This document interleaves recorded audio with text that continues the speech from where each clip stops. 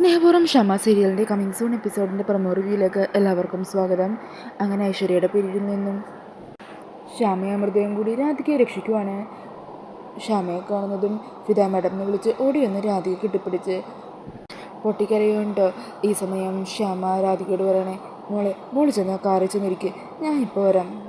അങ്ങനെ രാധിക പുറത്തേക്ക് ഇറങ്ങി കാറിൻ്റെ ഉള്ളിൽ കയറിയിരിക്കുവാണ്.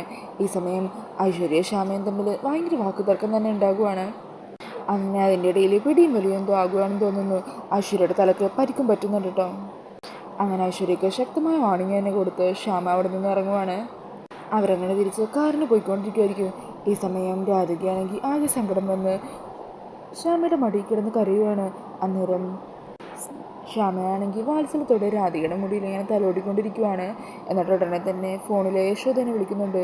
രാധിക മോളെ കണ്ടുപിടിച്ച കാര്യമെല്ലാം യശോദയെ വിളിച്ചറിയിക്കുവാണ് കേട്ടോ. അത് കേൾക്കുന്നത് യശോദക്ക് ഒത്തിരി സന്തോഷമാകുവാണ്.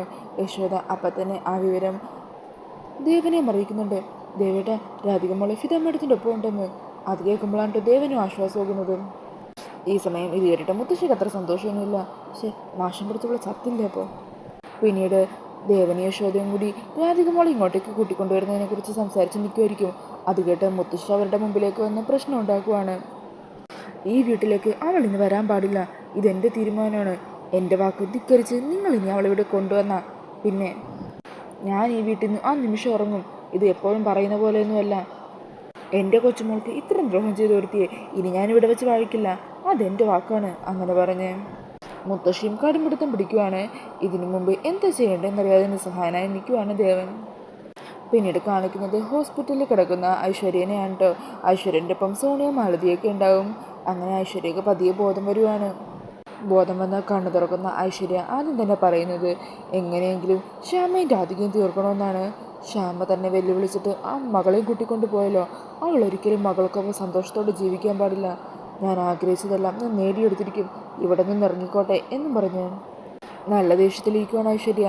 ഇതേ സമയം അമൃതയും ശ്യാമയും കൂടി വഴിയിൽ വണ്ടി നിർത്തി സംസാരിക്കുന്നൊക്കെയുണ്ട്. ഈ സമയം രാധികയോട് എന്താ ഉണ്ടായെന്നൊക്കെ ചോദിച്ച് മനസ്സിലാക്കുന്നുണ്ട്. അതിനുശേഷം അമൃത ശ്യാമയോട് പറയണേ, ശ്യാമേ, എന്താണെങ്കിലും മോളെ നമ്മൾ വീട്ടിലേക്ക് കൊണ്ടുപോയി കഴിഞ്ഞാൽ ഐശ്വര്യ അടങ്ങിയിരിക്കുമെന്ന് തോന്നുന്നില്ല. അവള് എന്ത് വേണമെങ്കിലും ചെയ്യാം. അന്നേരം ശ്യാമയും പറയുന്നത് ശരിയാ, എന്നാണെങ്കിലും മോളുടെ ജീവിതം വെച്ച് റിസ്ക് എടുക്കണ്ട, നമുക്ക് മോളെ മറ്റൊരിടത്ത് താമസിപ്പിക്കാം. അങ്ങനെ ശ്യാമ രാധികയും കുട്ടിയും ഒരു വീട്ടിലെത്തുവാണ് കേട്ടോ. ശേഷം രാധികയും ചേർത്ത് പിടിച്ച് ശ്യാമ വീടിൻ്റെ ഉള്ളിലേക്ക് കയറുവാണ്. അവിടെ ജോലിക്കാരനും ജോലിക്കാരിയാണെന്ന് തോന്നുന്നു. ആ രണ്ടുപേരും കൂടി ആ വീട്ടിലുണ്ടാകും കേട്ടോ.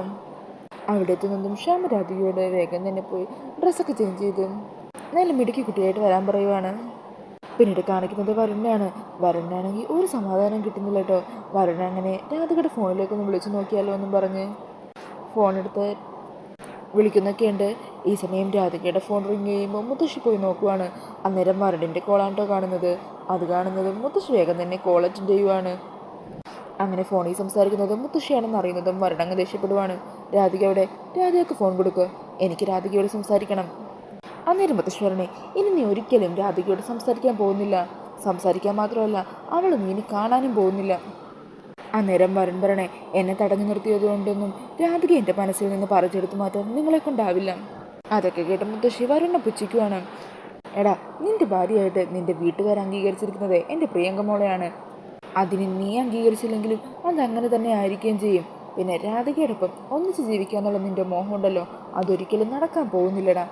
അന്നേരം മുത്തശ്ശി വെല്ലുവിളിച്ചുകൊണ്ട് വരുൺ പറയണേ, ഇതെല്ലാം നിങ്ങളുടെ മനക്കോട്ട മാത്രമാണ്. നിങ്ങളുടെ കണ്ണുമ്പി വെച്ച് തന്നെ രാധിക ഞാൻ വിളിച്ചിറക്കിക്കൊണ്ട് പോവുകയും ചെയ്യും, അവൾക്കൊപ്പം ജീവിക്കുകയും ചെയ്യും എന്നും പറഞ്ഞ് വെല്ലുവിളിക്കുവാണ് കേട്ടോ. പിന്നീട് കാണിക്കുന്നത് ഭക്ഷണം കഴിക്കാനായിട്ടിരിക്കുന്ന രാധികനെയാണ്. ഈ സമയം ശ്യാമ തന്നെ രാധികയ്ക്ക് ഭക്ഷണമെല്ലാം വാരി കൊടുക്കുകയൊക്കെ ചെയ്യുന്നുണ്ട് കേട്ടോ. മകൾക്കൊപ്പം ഒന്നിച്ച് ജീവിക്കാൻ പോകുന്നതിൻ്റെ സന്തോഷത്തിലാണ് ശ്യാമ. അപ്പോൾ ഇതൊക്കെയാണ് കമ്മിങ് സൂൺ എപ്പിസോഡിൻ്റെ പ്രൊമോയിൽ കാണിക്കുന്നത്. ഈ ഒരു പ്രൊമോ ഇഷ്ടമായിട്ടുണ്ടെങ്കിൽ മറക്കാതെ വീഡിയോ ഒന്ന് ലൈക്ക് ചെയ്യണേ. ഇതുപോലുള്ള കൂടുതൽ റിവ്യൂസിനായിട്ട് ഈ ചാനലൊന്ന് സബ്സ്ക്രൈബ് ചെയ്തും കൂടി സപ്പോർട്ട് ചെയ്യണേ. താങ്ക്